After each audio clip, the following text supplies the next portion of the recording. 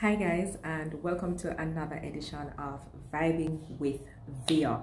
So it's Musing Monday, and of course it's Musing Monday, and there are three very important things that I really want to talk about.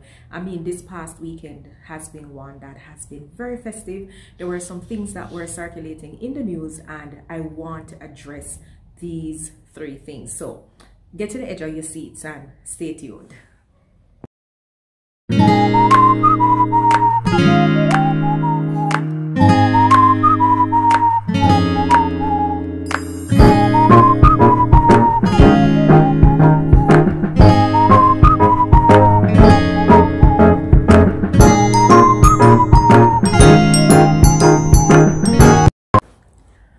Guys, so the first thing that I want to address is the situation that I am learning of over the weekend. It's not something that is new. It has to do with the low enrollment rate of men at the university level, at the tertiary level of education. It is of great concern to me for the mere fact that you know, when we look at what is happening in terms of crime in the country, one has to ask the question, is there a correlation? We see that the persons who are committing crime are ranging from as young as age 12 all the way up to probably age 25, or in some instances 35.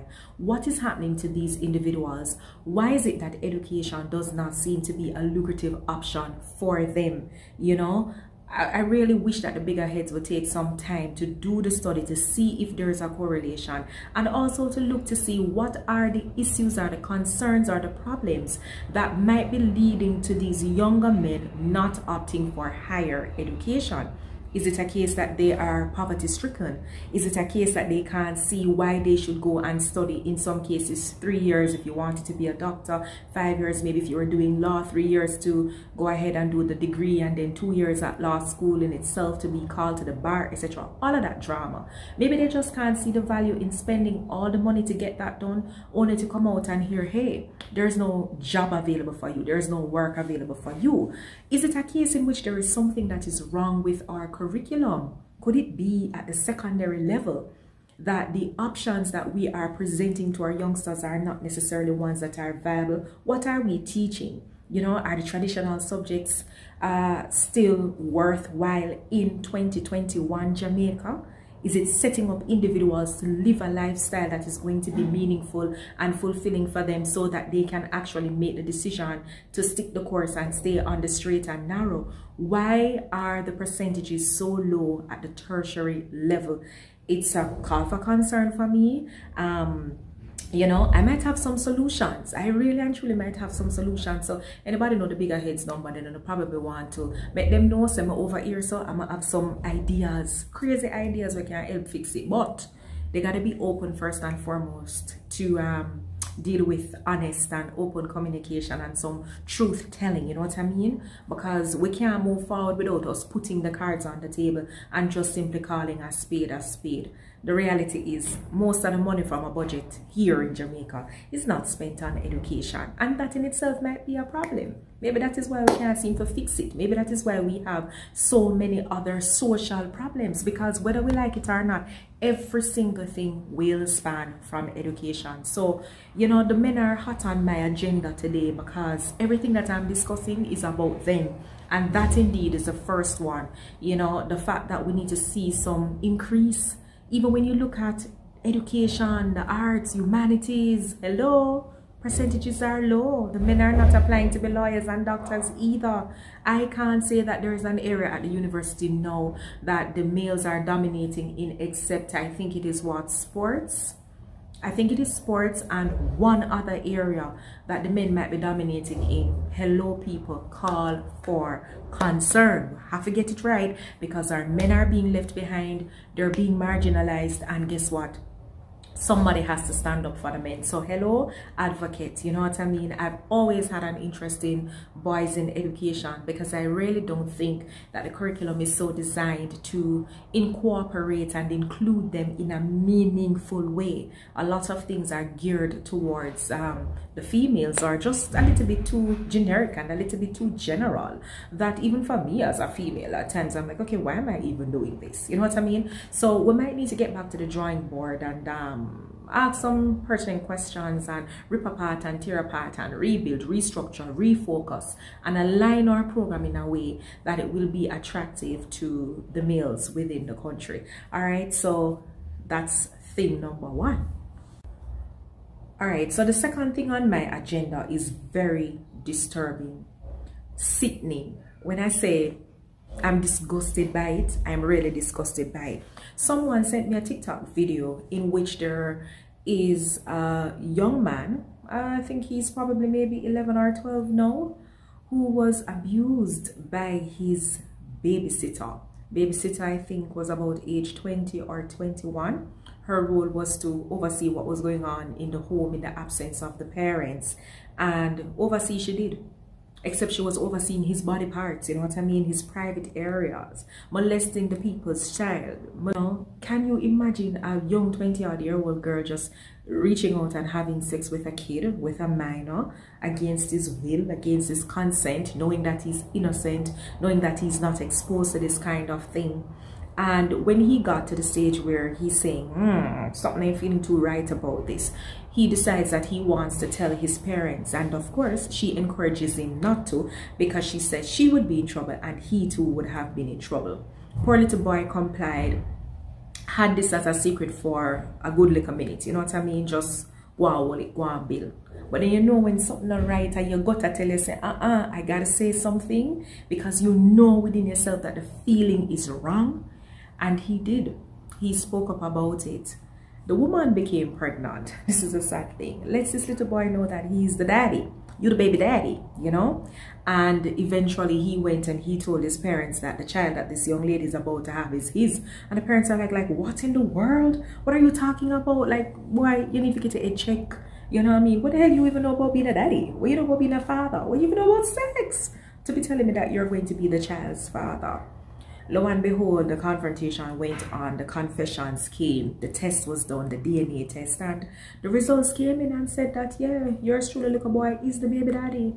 Now just imagine a kid at 12 or 11 being the father to a child without even understanding what it is that he was placed into that situation. Here's why I rate the parents now. Do you think they just sat there and took this just like that? No. Call the police. Let the law deal with this individual, and the law certainly did. So she actually had the baby, and the parents and the young man, because he's a minor still, so the parents and the young man are in custody of the child, and of course the mother is behind bars. Lock her up. Lock her up. You see people pick me, be it girl pick me or boy pick me, leave the children alone. Allow the children to flourish. One day in life they will get to a stage where they can be exposed to that kind of a thing if they want to. But how do you see a little child and decide that you want to jump the child? You're for dead, man. People like them there, you just need to just go so boom and cut it off. Just get rid of them. Just get rid of them. I don't see why a person should now take their hard-earning taxpayer money to keep these people behind bars, because we believe that reformation is important and they can change and we can. No, I'm sick and tired of it. And I say this unapologetically. When persons are committing crimes like that, I don't think they are deserving of the air that they're breathing and the food that they're eating. It sounds harsh because I'm always a proponent of persons and their rights. But when you strip a little child of their right, when you strip the little boy of his rights, you know what I mean, of his innocence, and decide that you are going to, I'm going to call it, rape him, why should you live? I will have to be fair, because I'm going to say to you that had the situation been different, where it was a young lady, a little girl, and a man, everybody would have hopped on the bandwagon with me and would have said, yo, get rid of him.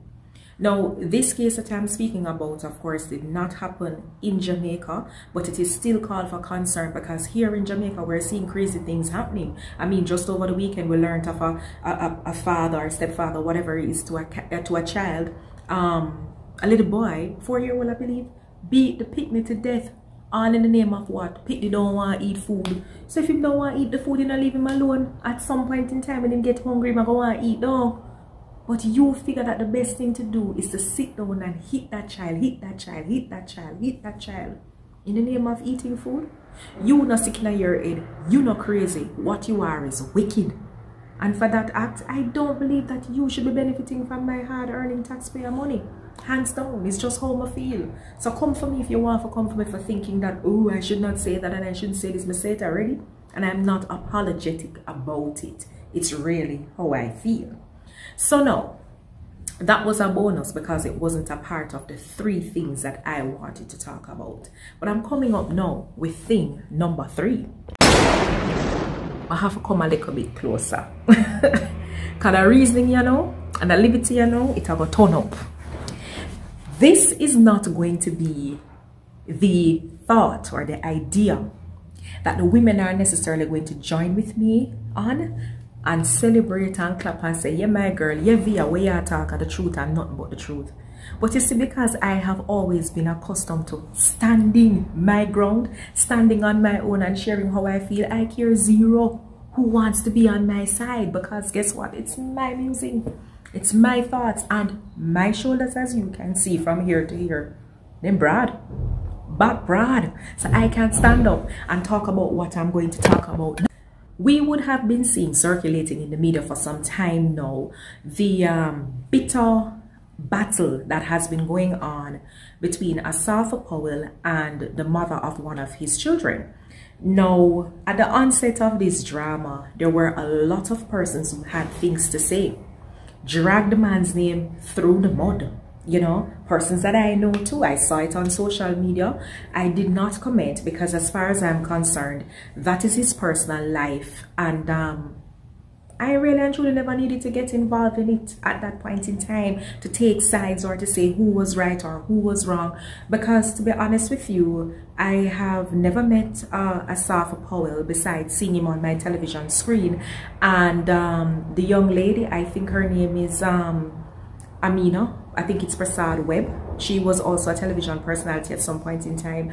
And I didn't watch her program on television, but I may have seen a couple of advertisements in which she may have gone, you know, gone past on the screen. And so that's the most that I know them. So if they want to have their shebang and play it out in the public's eye, it's really not my business. I wish to say that even today, it still isn't my business.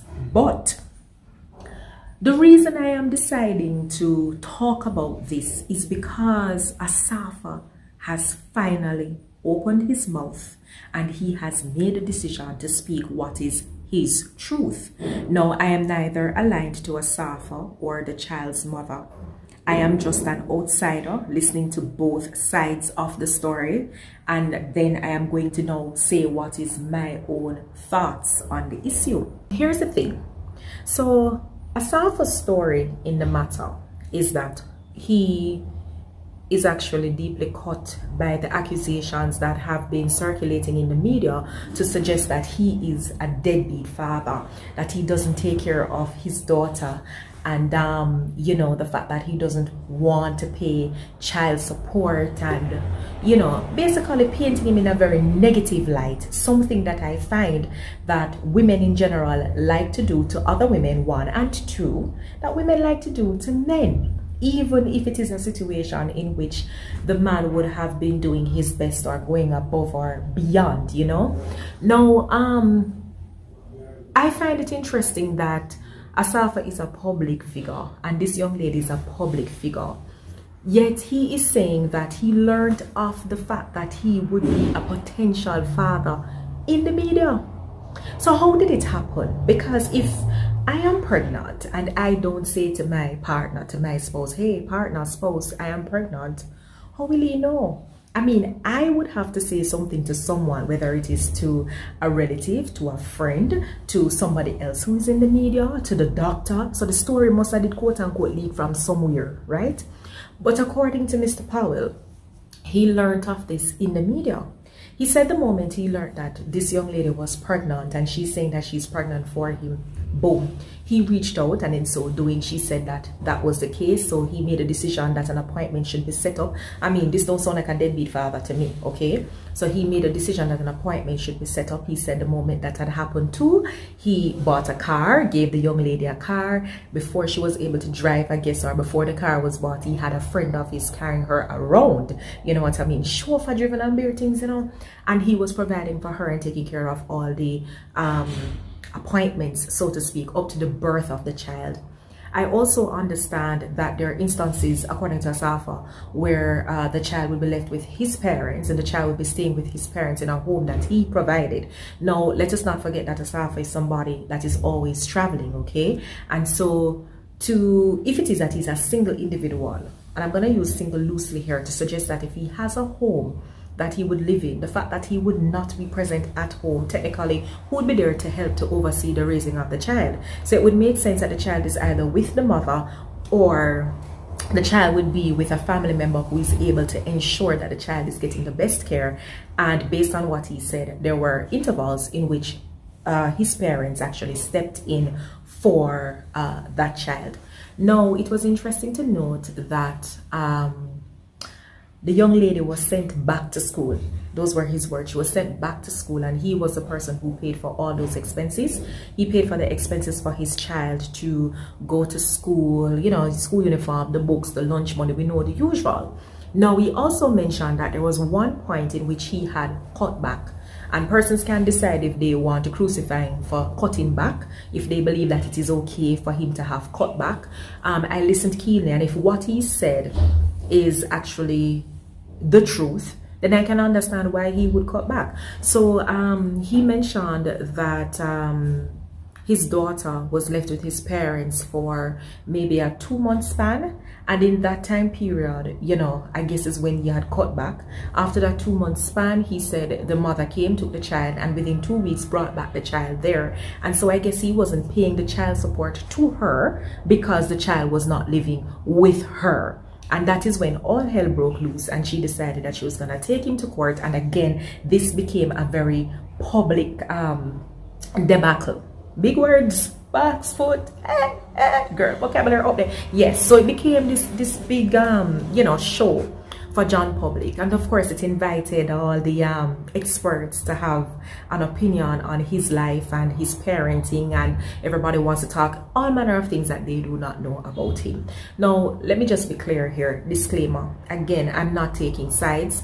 I'm just simply saying that if the argument that Asafa has put forward is in fact true, then, you know, who can blame him? Who can really blame him? And why did it need to become this public battle? It never needed to become that.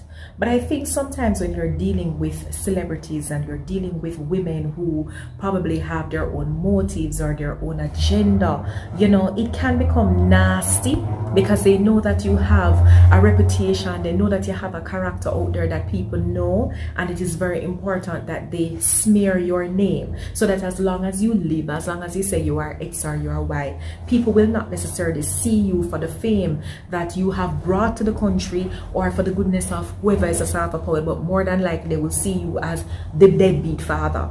And for me, something is wrong with that, you know, something is definitely wrong with that. I am a nobody in the sense that I am not famous, okay?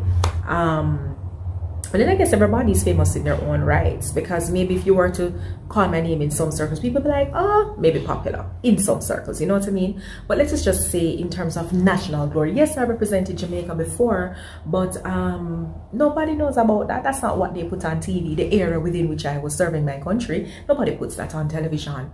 But because he is such a public figure, as I said, an Olympian, you know, who is still in the business too, why not smear his name? I am thinking that that was the approach of this young lady. Now, one of the things that really got me though is in his discourse when Asafa says, I want to clear one thing. I hear persons continue to refer to her as my ex-girlfriend. She's not my ex-girlfriend. She and I were never in a relationship. Let me tell you something. At that moment, I almost dropped to the ground and roll. What is wrong with some of us as women? I'm going to turn the attention on the women now. We like little kind of dopey bat kind of lifestyle and little dopey bat mentality. What is wrong with some of us as women? Is it that we don't know our worth? You know, is it that we just don't understand ourselves? Let me tell you this. It hits home for me because I know of persons who are in situations like these, and I'm talking about men, right? Who've had to come out and say, but such and such was never my girlfriend. Ladies, you need to know what position you fall in a man's life. Some of you as woman are not too frightened. But me not say you can be a woman too, but me not frightened. Some of we as women, we giddy-headed and we're frightened. The fact that a man may offer to purchase you a drink does not make him your man. The fact that a man may even take his money and send you back to school doesn't make him your man. The fact that a man might be sleeping in your bed at some nights or on some nights, or even if it was every day for the week, does not make him your man. Possession, ownership, that's what we're talking about. At any point in time in this link up, did he ever say to you, I want to be exclusive with you? Has he ever introduced you to anyone as his wife, as his girlfriend, as his spouse, as his partner, as his bonononos, as his spiegel, whatever it is that is used to define a relationship? And that's the key word, a relationship. Has he ever done that? Woman, don't have to stop going like when I dopey bat. You cannot get up as a woman and make the decision that because you are having sexual intercourse with a man, you are in a relationship. It's two different things, honey. And somebody's gonna get burned and somebody's going to look stupid. Because while watching the video, I didn't think that Asafa had made that video. And again, this is just my gut feeling based on what I was looking at. I did not see where his intentions there were to hurt or open up any wound. I think he just felt compelled to speak his piece so that he could find peace within, because everybody are crucified a man, and in telling his truth, it is what it is, right? But for me as a woman, if a man did ever come out and said them, oh, we are going and I do the most, and we were never in a relationship, I would have been grossly embarrassed. Why must women continue to set up themselves for a fall? Go easy. Two things my mother always tell me in her life: so you don't run down. You don't run down man, and you don't run down boss. Right? Oh, you get up and claim a man. Did the man ever claim you? Did the man ever say that you are exclusive? And that's sad. And he said he paid for all of these things for her. Does that mean that you're in a relationship? Does it constitute a relationship? Maybe he was just being nice. Maybe he feels that because you're the mother of his child, it is his duty to extend himself to take care of you. Because if you are okay, then he assumes that his child will be okay. It never looked good. It really and truly never looked good. And then what is even more amazing, you know, I was looking now, I think she also has a YouTube page. And you know, you have some trolls and you have some people who just come in at the comment section for cause problems. I was looking at a thread, and in scrolling down, you're gonna see those supporters of hers or subscribers of hers or friends of hers or whoever. The whole thought now become, all him do, this is after the whole thing, all him do every weekend is gone a hotel with his wife. Like them can't turn a them yard. That's not your business. That's his wife. He made the decision with this lady before God to have that covenant and that union. That is his wife, and what he wants to do with his wife is none of your business. It makes it look stupid. So what's my takeaway from this? You know, sometimes it's easy for us to always put the men under the bus. Sometimes it's easy not to listen to our men either, because you know, one of the key things that he said, and it resonated with me a whole lot, he said that while persons in John Public had a lot to say, people who did not know him, there were also persons who knew him who started to have a little red flag and a little question mark.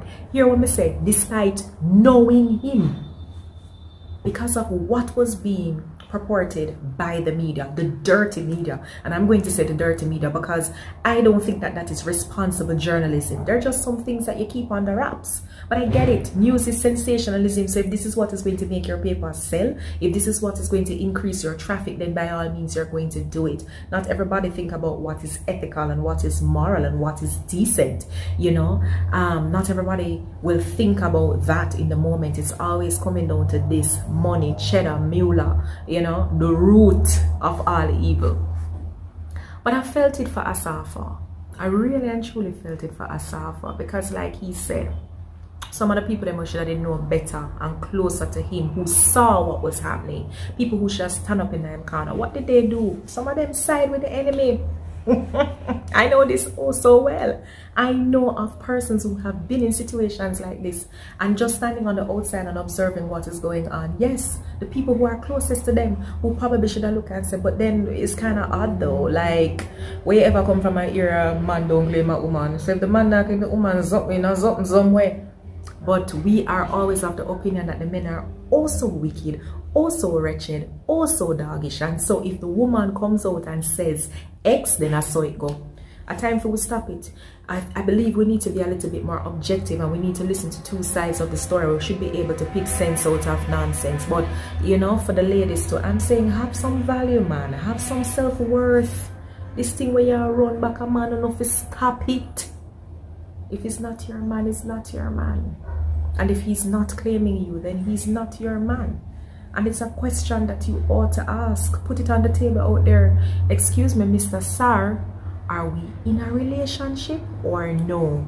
Lay the cards out on the table, because in the end, it leads to a situation where if you have to walk away, if the little dolly house is going to mash up, or the sexual favors are now going to end, and if everybody's going to be going in a new dimension, then Lord have mercy, be able to walk away from the situation with some dignity.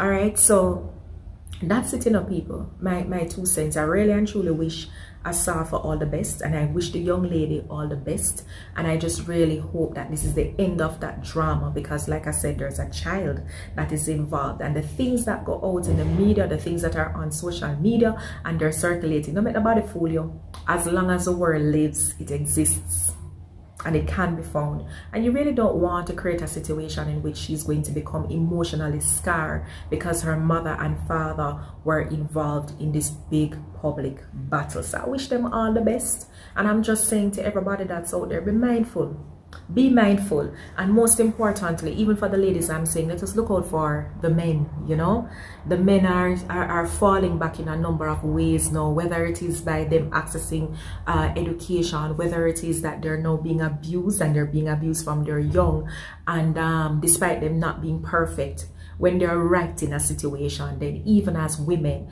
you know, we should be prepared to stand with them if it is that they were doing the right thing. So guys, that's it. That's a wrap. Thank you so much for watching, and of course I'll see you in the next video. Remember to like, remember to share, remember to comment, and also remember to subscribe. Tell a friend to tell a friend that vibing with Via over here, so go and do our thing. All right, so big up on a nice clean self, and I will see you in the next video. Peace out.